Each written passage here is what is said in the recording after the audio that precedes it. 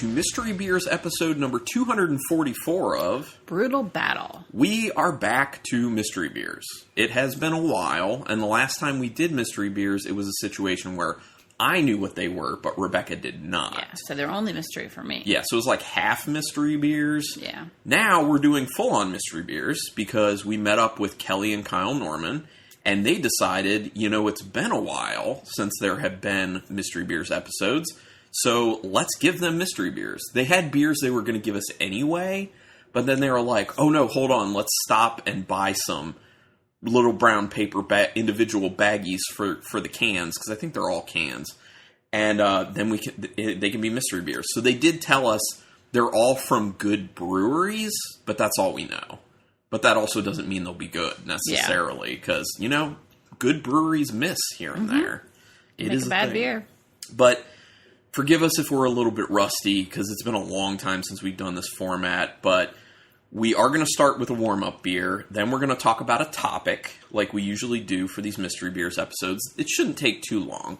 And then we'll do the 2 Mystery Beers at the end. I'm excited. Obviously doing them totally blind, rating them, and averaging it out to see which one wins. So, let's start with the warm-up beer, because this was requested by Rebecca. And why did you request it? Because it's Halloween and we needed a pumpkin beer. We are recording on Halloween, so Rebecca said, we gotta have pumpkin beer, and I was like, we have one pumpkin beer. But it is a good pumpkin beer, I do believe. And you know me, I'm not big on pumpkin beers, and Rebecca has become less into pumpkin beers as the years have gone on for very good reasons. It's gotten out of control, but this is by Brewery Fire, so thank you, Brewery Fire. This is one of the beers that Jesse Johnson had gifted us, and it is the Foolish Fire, which they just say is a pumpkin ale, and it is 6% alcohol, so not high, that's good, and 16-ounce can. So, and we have had this before. Yeah, and we liked it. Yes, we had it when we went to pick up the 9 from him that we had on a previous episode. I'll just start you with a little bit for now.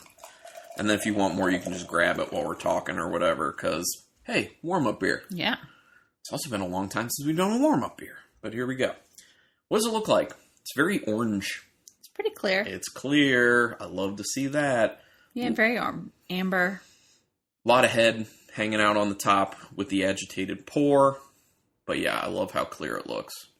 It smells malty, a little spice. Yeah, there are spices in there, but they're low level, which is what I like when it comes to beers like this. If it's a pumpkin beer, I want it to be focused on the pumpkin, not on the spices, typically. Every now and then I'm cool with something like a, Pumpkin by Southern Tier that goes heavy on the spices, because I think they do a good job with those. But for the most part, I'm more into the heavy on the pumpkin, very light on the spices. And that's what this smells like. Yeah, real light nose, though. Yeah, and it's, pumpkin on the smell can give you, like, that kind of yam type smell. And sometimes it's interchangeable. Like, people do a pumpkin beer with yam, or people will do, a pumpkin pie with yams. It's just a thing. Actually, I think sweet potatoes are more... People actually do it with something else as well. I don't know. Anyway. You went in for a sip. I went in for a sip. I'm definitely getting the cinnamon. I'm getting, some ginger. The cinnamon is definitely the strongest in it, but it's not too strong. It raises up. Like, it hits your palate initially, raises up a little bit to a point where you're like, oh no, is this going to be too much? And then it stops maybe midway to the too much. And it's good. I like it. Really nice and malty, not too sweet, thankfully. Yeah, and you said you're getting a ginger in there? Mm-hmm. Yeah, I could see that. Pumpkin-y flavor, pumpkin/yammy flavor to it. It's light, but it's flavorful. Yeah. It's also crisp. Yeah, and I feel like all Brewery Fire beers have that crisp, clean. Yeah, I agree. And that's one of the things I love about Brewery Fire is everything is crisp. Everything is clean. It doesn't taste like muddy beers. Yeah. Even when they're beers that are hazy. You know, like when we've had their hazy IPAs, they still taste crisp. They still taste clean. So, I think really in general, there's been way too much of breweries just getting beers that just taste muddy no matter what. It's hard to differentiate flavors. Yeah. And it's just not good. Like, it just doesn't, well, I mean, it's not good to us. Some people are fine with it. Some people like it. For us, we really don't like it. But yeah. As far as pumpkin beers go, I really do dig this. I can, like, legit drink it, and I'm not big into pumpkin beers, so. It's a good Halloween beer. It is. It is definitely good for getting you in the spirit. So, let's talk our topic. What's our topic this time, Rebecca? Cost of beer rising. Yes. So, it's specifically an article from Bloomberg that actually came out on October 29th of 2021. So, very recent. It's called It's Last Call for Cheap Beer. Basically, what Rebecca said, that the cost of beer has already gone up, but it's going to be going up even more, most likely, because of a lot of things. And we will talk about a lot of those things. So, I actually screenshotted on my phone a few of what I believe were like the key excerpts I wanted to read. Okay. So I'm just going to do the key excerpts, and then we can talk about each of the excerpts, if we have anything to say with those. So the first one. Input costs have been rising globally across industries, fueled by a confluence of events. Extreme weather that's destroying global crops, a labor shortage that's crippling the transport sector, shipping log jams at many of the world's biggest ports, and a worsening energy crisis in Europe and Asia. But the run-up in commodity costs couldn't have come at a worse time for the global beer sector, which is just starting to recover from the coronavirus pandemic that shuttered bars, restaurants, and sporting venues around the globe. Right. This comes at a bad time because people are just rebounding a little bit from the pandemic. Yeah, and the key is a little bit, because if people really think about it, when all the lockdowns started in 2020 because of the pandemic, breweries were kind of scrambling to figure out what they could do, especially breweries who were primarily getting their beer in front of people through like bars and other venues. They needed to shift, and they needed to start bottling or canning or whatever. And what makes the most sense, like cost-wise and ecologically, is cans. And therefore, well, you know, it'll be in an excerpt coming up. The aluminum shortage. Cost. Yeah, aluminum shortage, aluminum costs going up, all that type of stuff. But there's other stuff as well. So the article's good at highlighting the fact that they took a hit, like a lot of other industries, and they're just starting to crawl back, and they're taking another big hit right now. So where are we going? You know, what is this going to mean for beer? You know, obviously people would probably think this probably means that I'm going to pay more for beer, but it becomes this cost-benefit analysis of, can certain breweries eat some of that cost and be okay because they want to make sure they can continue to sell a certain volume? Or do they feel like they can't eat that cost, right, and they have to pass it all on? And then is that going to scare away consumers? Right. Because I mean, I do, and I want to get your thought on this. Don't you think that in general, craft beer consumers are more comfortable with paying extra? Well, yes, because it does automatically cost more rather than, I mean, if you go in and buy a case of craft beer versus a case of Miller Lite, you're going to be spending more. Right. And also, I think that craft beer consumers are also more used to small price bumps because they're more used to paying. They're used to paying more. So when there's a little extra being added, they're more fine with it than someone who's looking for the cheaper stuff, because it matters less to the people going for craft beer. Most likely, not everyone. I think the other thing ends up being that there's usually a focus of like helping the breweries when it's on a craft level. I feel like with a lot of craft beer drinkers, they're kind of in this mode of, well, I support local, right, or I support independent. I support small. So when they see that price bump, they kind of rationalize it as, I'm helping this company out, which I like. Right. Versus one of these big conglomerates where, you know, it's AB InBev or something, and people are like, I don't want them to have more of my money. They're already very rich. Mm-hmm. And that goes to kind of the heart of one of these problems, which is some of these breweries really can't not pass on the cost. Right. Because they're already they're already operating with such a small profit margin, just trying to get a foothold in their market. It's a bad situation and potentially going to be worse, especially when you consider the fact that there are so many breweries now, and there are still breweries opening. During this tough time, there are still breweries opening. And think about what those breweries are going to have to go through. Mm-hmm. You're coming into a market already having to adjust to worse conditions. How are you going to get a foothold? You might not. All right, the next excerpt. So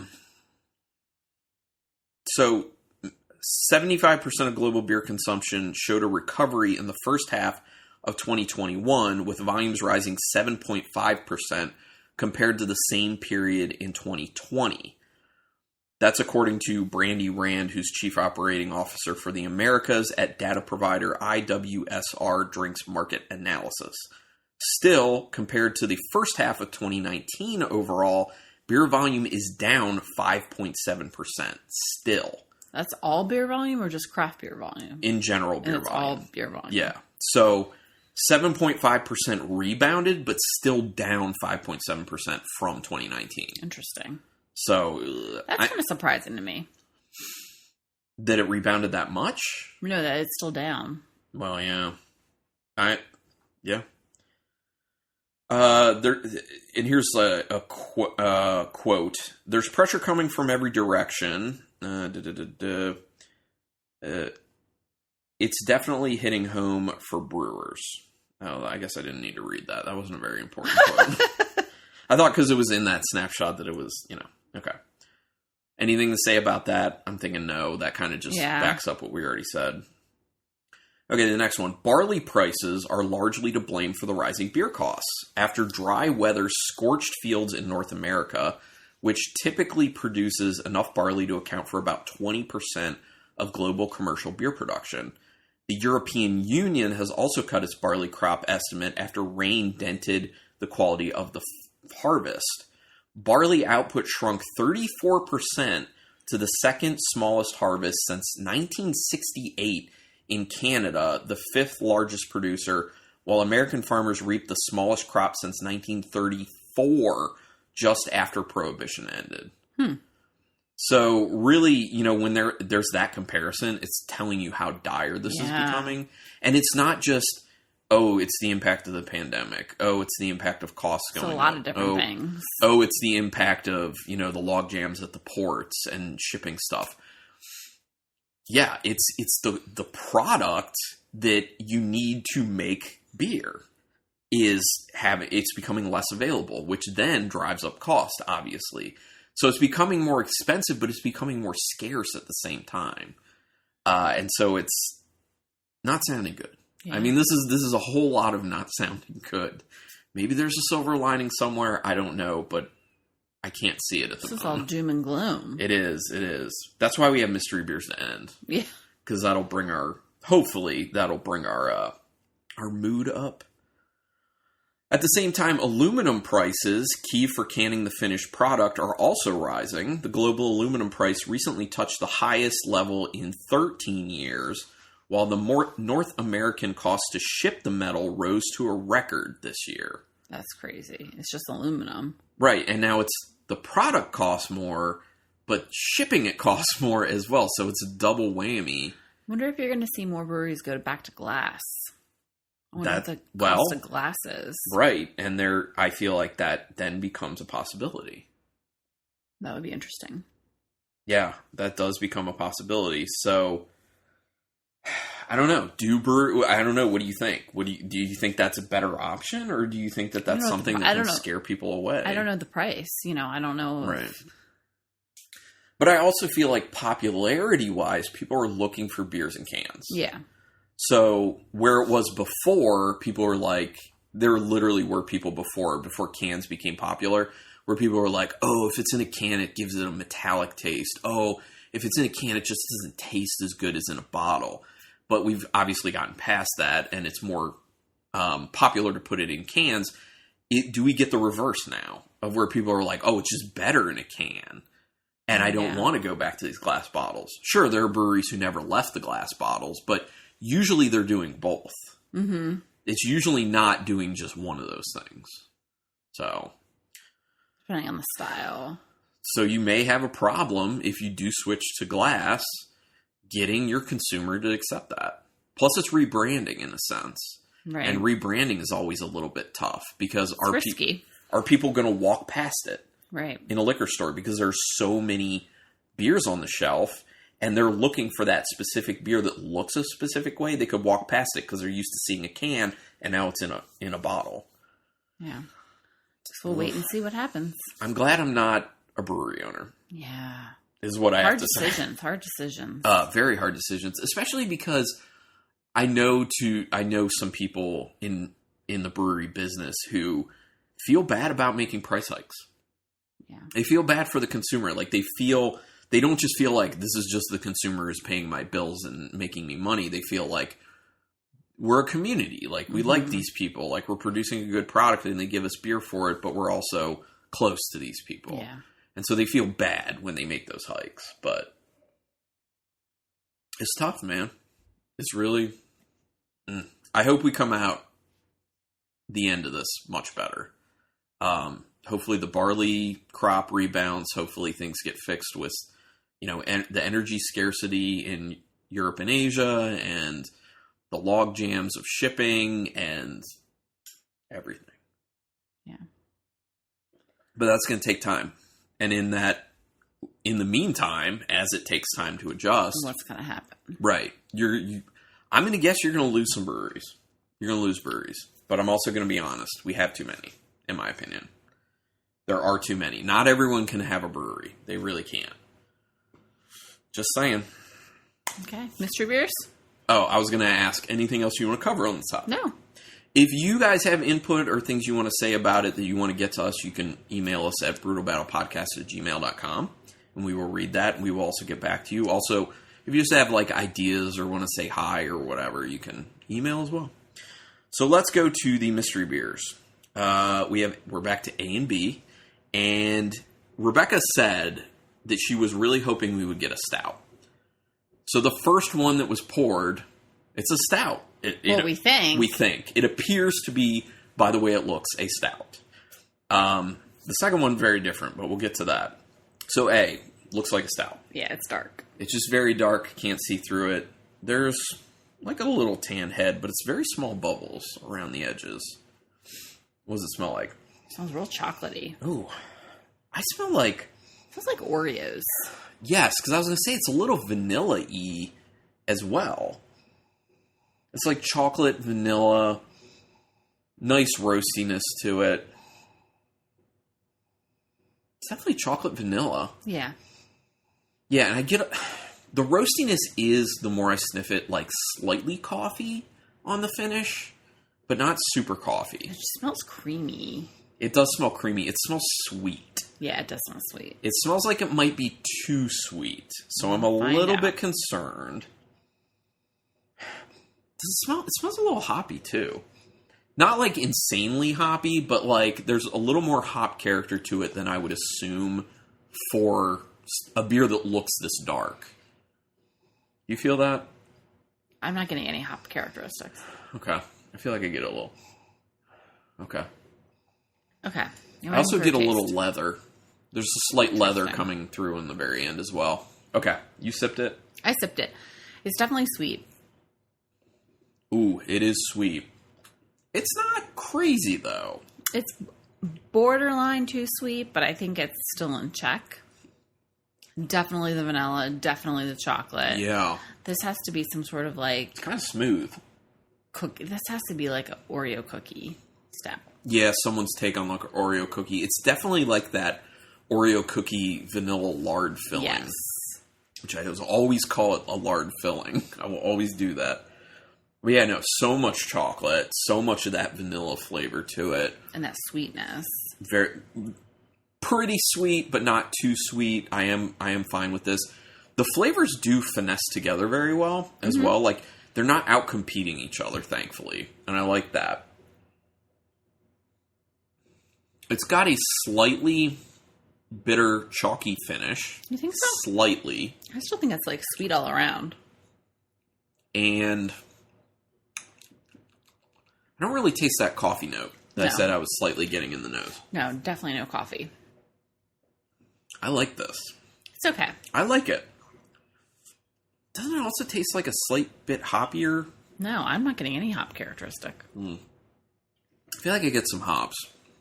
Like a little bit of like a slight low-level citrusy.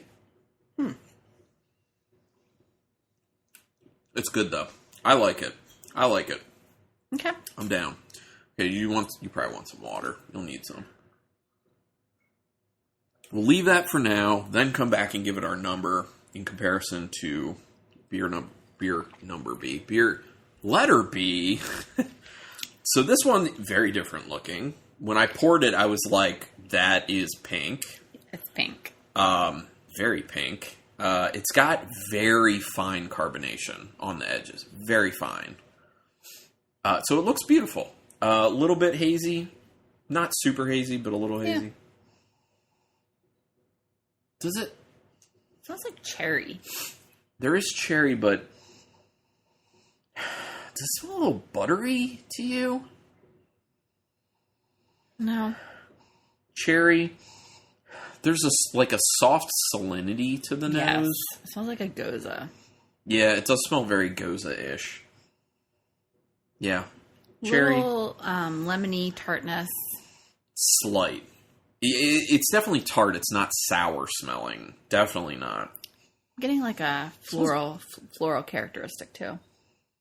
Like a hibiscus. Yeah. I definitely get like a hibiscus note coming off it. It smells good. Yeah, it does smell good. It smells subdued.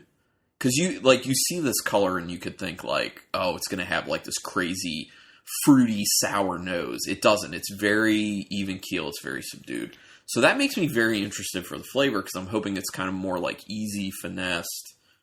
But we'll see. A little raspberry.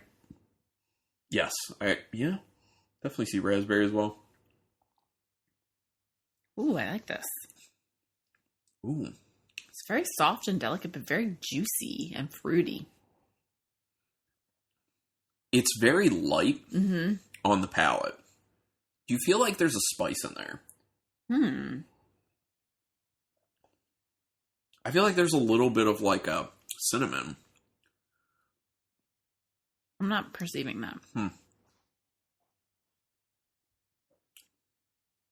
I feel like I get some sort of little spice. It's like a little bit of like a nutmeg and cinnamon kind of mixed in together. Okay. There's a salinity to it. It's very soft as far as the tartness goes. Like we were saying for the nose, definitely not sour, definitely just tart. Just tart. Slightly tart. Very slightly tart. Not... Yeah. It's coming off more just like a fruit beer. I'm really definitely feeling more of the cherry. Yeah. Definitely more cherry to it. I feel like this could be like a cherry pie beer. Yeah, I could see that. Like someone's take on like a cherry pie. Because like I said, I'm definitely getting some sort of spice. Maybe I'm going crazy. Maybe it's been too long since I've done blind tasting. But just saying. Yeah, I could see that. I'm also getting some orange. Well, that's where that would go with that hop character you were talking about. I see where you're getting it, but I think that's also kind of like the rolling together of like the tartness with the overall fruit. It's like before you taste the cherry, kind of.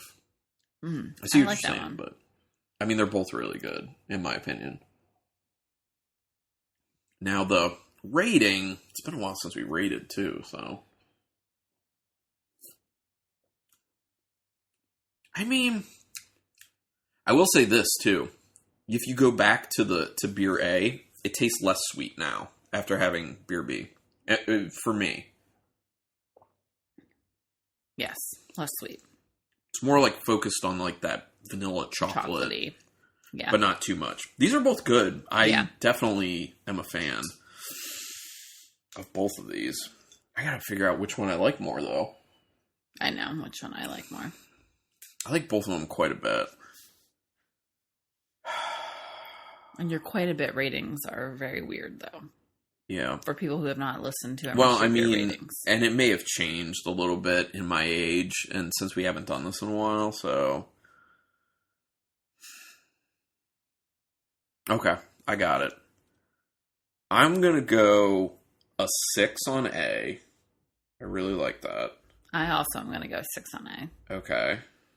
So overall 6. And I'm going to go a 5 on B. I'm going 7 on B. Okay. So they tie. Oh, no. No, it's fine. It's totally... Has that ever happened? Yeah, that's happened Okay. before. We can do that. That's totally fine. That's more than valid. We can have ties. So you like A more. I did. I definitely liked A a little bit more. And yeah, they're both really good though. I'm really digging both of them. So Interested to see what they are. yeah. So which do you want first, A or B? Review? Doesn't matter. Let's just go A since we tasted that one first. Sure. Okay. So my favorite of the episode. Oh, Grist House. Oh. It's from Grist House out of Pittsburgh. Oh, interesting. Okay. They're Into the Hollow. It's in a 16-ounce can. It is, are you ready for this?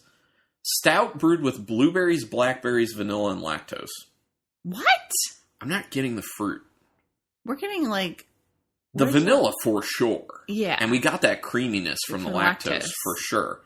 Blueberries, blackberries, maybe that's why I was saying it was tasting a little more on the hoppy side because of like a brighter fruitiness, but I'm not really like...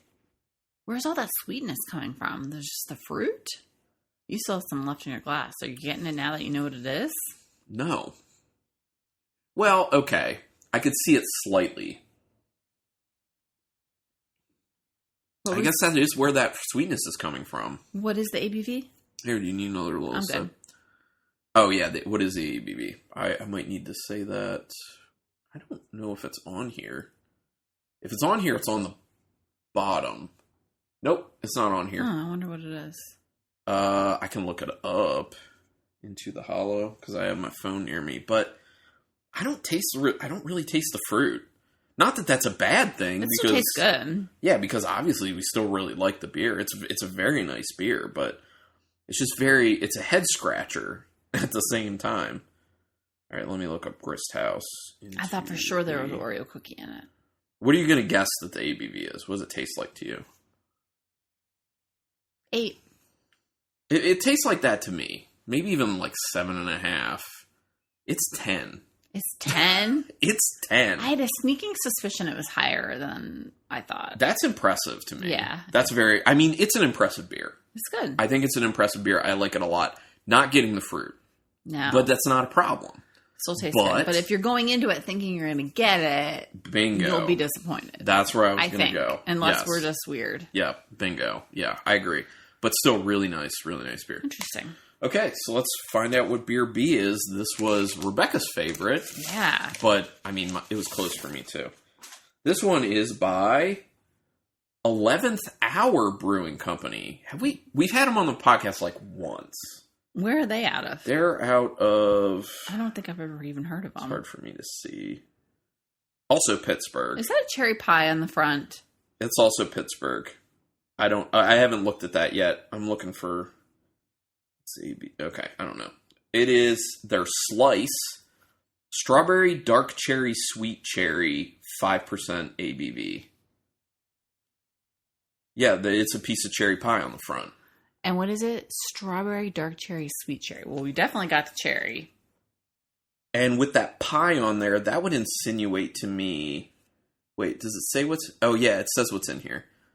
Made with juicy strawberries, dark and sweet cherries, conditioned on graham cracker crumbles, vanilla beans, and brown sugar.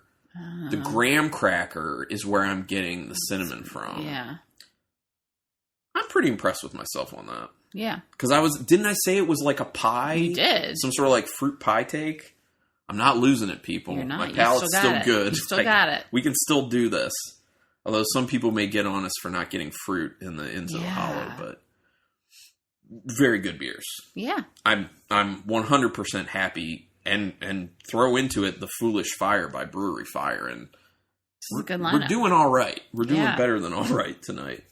So that was fun. We do have more of these mystery beers episodes coming up because Kyle gave us enough for I think 3 more.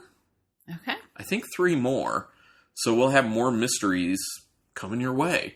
I think I might break them up, though, because since we haven't done, like, a ton lately, I don't want to, like, blow our wad and just be like, here's all of them, boom, boom, boom, boom, boom. So I might kind of break them up with some other episodes so people can savor it. Yeah. You know what I mean? But this was a lot of fun. Thank you very much, Kelli and Kyle Norman. We really do appreciate it. And shout out to Olivia Norman. And I think Rebecca should say something for her. That juice, brah. Even though we didn't have that juice. We didn't have that juice. Maybe there's some of that juice in these mystery beers, though. Probably not, because he would know not to give That's it to true. us. He has kind of shied away from giving us hazy IPAs because he knows we're not the biggest fans. So he's finding other things, which is great based off what we're seeing here. So yeah, very into it. Like I said, send us emails, brutalbattlepodcast@gmail.com. Instagram. Brutal Battle Podcast. That's the biggest one. On Untapped. Rebecca C. Carlin C. or Carlin Cook. You can be our virtual friends there. If you want back episodes, the website, brutalbattle.com. It's not like the best looking website, but you can get back episodes or go to archive.org, which is where the files are hosted, and just search Brutal Battle. You can get all that there. And please, please, please consider rating and reviewing us on whatever podcatcher you use, because that really does help get us more visibility, and giving us word-of-mouth recommendations, because people listen to people. But anyway, thank you everyone for checking this out. It's great to be back to these episodes, and until next time, keep it brutal. I feel so